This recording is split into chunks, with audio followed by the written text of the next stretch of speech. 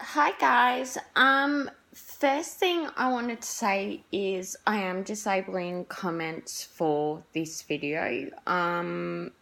Just because you can have your opinion, but I think that you have to be aware that due to the topic that I'm going to be discussing, which is gender dysphoria, transgender, is that people who are transgender or who are sort of in the process of getting a diagnosis of gender dysphoria may come across this video, and I don't want them to see any nasty comments. There's enough transphobia in the world and we don't need more, especially at the moment with what's going on in Australia and the US. And yeah, so let's get started. So I actually watched a really interesting video about a month ago now, I think it was. And I actually didn't know this. I'd looked a little bit into gender dysphoria just because it was just something that interested me. And I found ASAP Science. They actually go into the science behind gender dysphoria. So they found through MRIs that male and female brains are normally different. And those who actually have a diagnosis of gender dysphoria, so if they're born male, they have the female brain, vice versa. I will link the video below because I am much better at explaining it than me. But I just really wanted to talk a little bit about gender dysphoria. This will both covers really my mental health topic and also the whole pride thing I'm doing for the last few weeks, for Midsummer Festival and the Geelong Pride Festival and stuff. So I found some information online, which I'll link in the description below. It's from the Royal Children's Hospital in Melbourne. If you haven't heard of it, if you're in another country, it's actually quite a well-known hospital. They have kids from all over the world come in.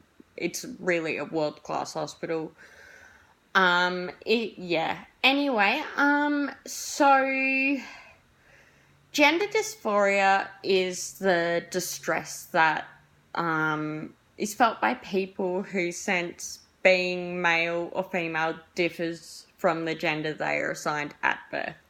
So if someone is born a male, they just feel like they're a female sort of thing.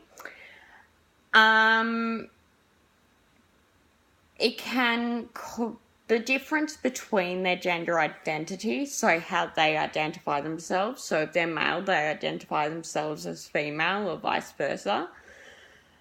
And their physical characteristics, so the physical characteristics of males or females, can cause significant and persistent emotional distress. The terms transgender or gender diverse are often used to describe these. So in Australia, about 45,000 children are thought to identify as transgender. So children normally developmentally start expressing their gender identity at 2 to 3 years of age through their preferences of clothing, toys, interests, things like that.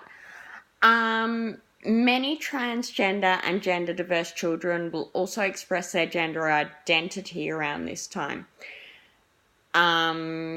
It's normal for children to experiment a bit with gender roles. So just if you've got, a little boy and he dresses up in, his sister's princess costume once, that's not what I'm talking about.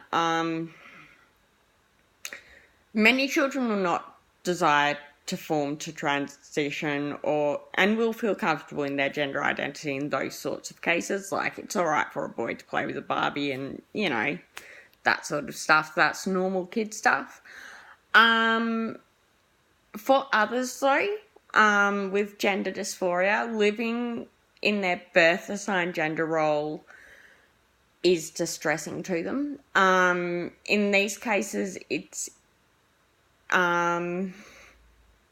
important, if you are a parent of a child who feels like this, it's important to protect physical and mental well-being.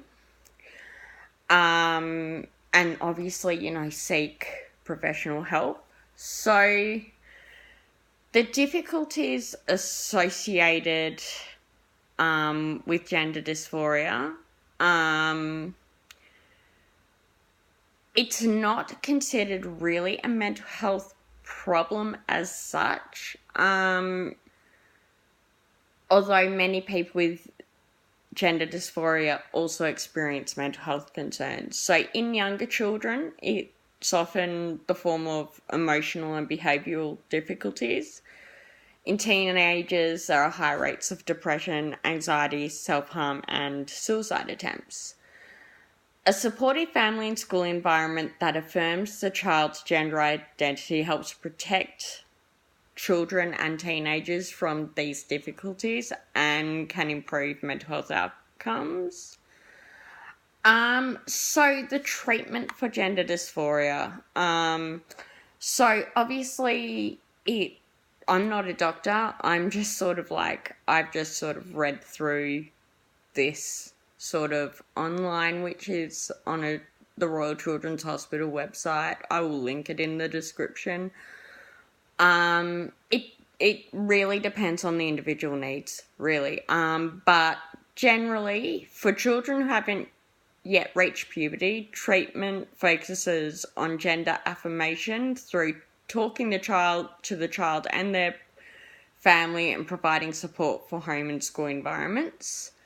For treatment after puberty, so once puberty has started, treatment options include the use of puberty blockers to stop the physical changes of puberty that the adolescent finds distressing. So known as stage 1, puberty blockers are used mostly in really early puberty, and it's completely reversible. Stage 2 treatment involves using gender-affirming hormones, so estrogen or testosterone, to change the body to be more consistent with the teenager's affirmed gender identity. Depending on the circumstances, it's usually started around about the age of 16. And stage 3 involves surgery, which is in adulthood. So for all forms of gender dysphoria, a child will be monitored in treatment for medical and mental health difficulties that may occur. Treatment focused on changing someone's gender expression and identity to match the gender assigned at birth, known as conversion or reparative therapy, has been proven to cause harm and is unethical in the medical community. So that includes psychologists, psychiatrists, pediatricians, doctors, everyone. So yeah. So people with gender dysphoria have to, you don't just go into a doctor's office and say, I'm a boy or I'm a girl, if you're the opposite sex. And then you get a surgery and you get all the puberty blockers and all that stuff I just spoke about. It has to be a psychiatrist, a pediatrician, or a GP, depending on your age. All of that, they are all involved in the decision making. They are the ones who diagnose. They are the ones who specialise in this area, who know what they're doing. I just thought, I find it quite interesting. I actually do want to read more on this topic. I've only read a little bit, but it's a really interesting topic.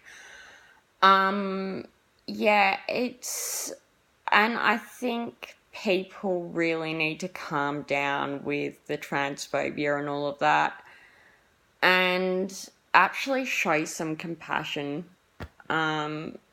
Pretty much, that's all you have to do.